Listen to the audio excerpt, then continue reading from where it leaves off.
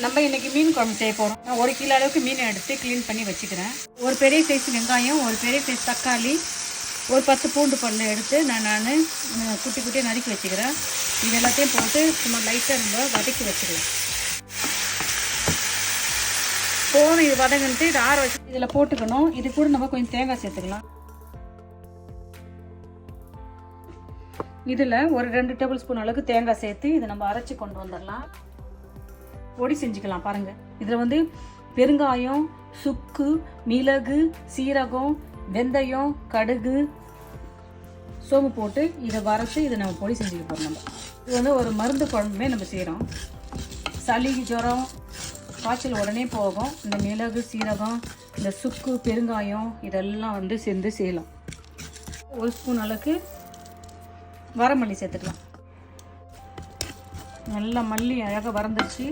நம்ம போட்ட எல்லா பொருளும் நல்லா வறுத்துட்டோம். இதை அப்படியே கொஞ்சம் நம்ம பொடி பண்ணி கொண்டு வந்துட வேண்டியது.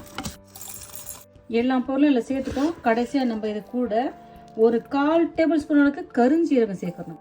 கருஞ்சீரகத்தை நான் வறக்கல. கருஞ்சீரகத்தை நான் வறுத்து எட்டுன அந்த பொருள் கூட சேர்த்து கடுகு போட்டுக்கிறோம். கடுகு கொஞ்சம் போட்டு கருவேப்பிலை பூண்டு போட்டுக்கலாம். பூண்டு பொரிய பூண்டு 4-5 குட்டி குட்டி சின்ன பசங்களாக்கா போடுறோம். கொத்தமல்லி தழை போட்டுக்கிறோம். ஏன் நறுக்குன வெங்காயம் போட்டு சின்ன வெங்காயம் தட்டி போட்டுக்கிறோம்.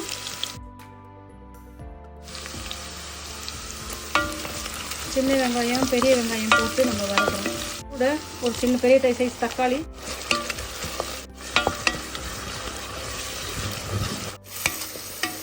இது நல்லா அழகாக வதங்குது.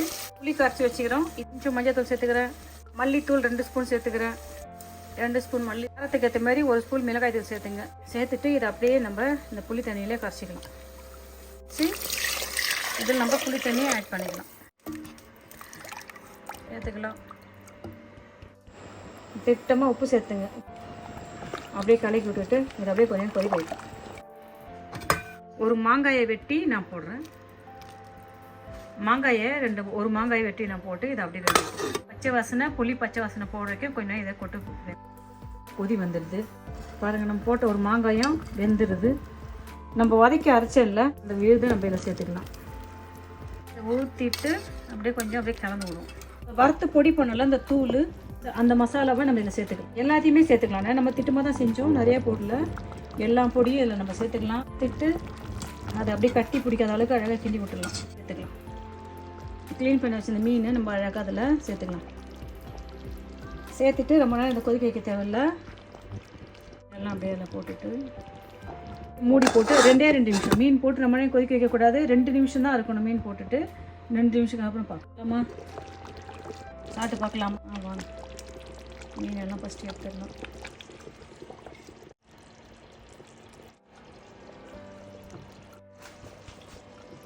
எல்லாம் அழகாக செஞ்சுட்டோம். அப்படியே கொஞ்சம் கொத்தமல்லி தழை தூவிட்டு சாப்பிட வேண்டியதான். சூப்பரான சுவையான அழகான ஆரோக்கியமான நம்ம மீன் குழம்பு செஞ்சுட்டோம். செலவு குழம்பு சொல்லுவாங்க இது அழகாக. நீங்களும் இதே மெத்தடில் செஞ்சு பார்த்துட்டு மீன் குழம்பு எப்படி இருந்துச்சு சொல்லுங்கள்.